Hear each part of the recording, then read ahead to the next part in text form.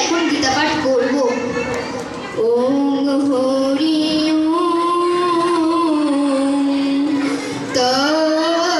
তৎসৎ।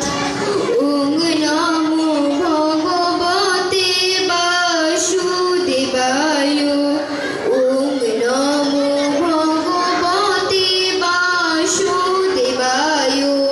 ওম নমো ভগবতে বাসুদেবায়।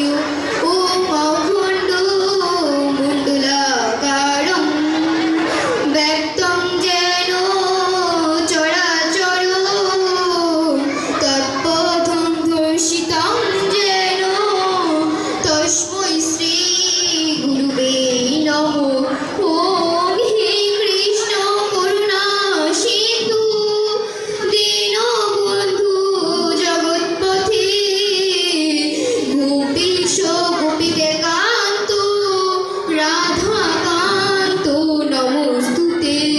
ওম তপ্ত কাঞ্চন গৌরাঙ্গে রাধে বৃন্দাবনেশ্বরী বৃষভানুসুতে দেবী প্রণমামি হরিপ্রিয়ে।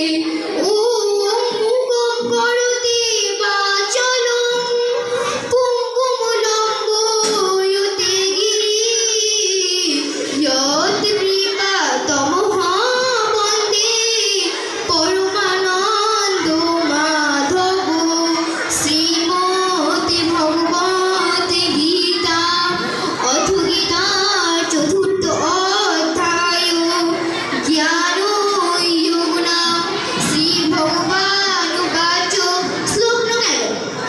ওম যেয় যথা মাং প্রাপ্ততে তথা এব ভজাম্যহং। মম বর্তানুবর্তন্তে মনুষ্যায় পার্থ সর্বশ। অর্থাৎ শ্রী ভগবান বললেন, হে পার্থ, যে আমাকে যেভাবে উপাসনা করে আমি তাহাকে সেভাবেই তুষ্ট করি। মনুষ্যগণ যে পথে অনুসরণ করুক না কেন সকল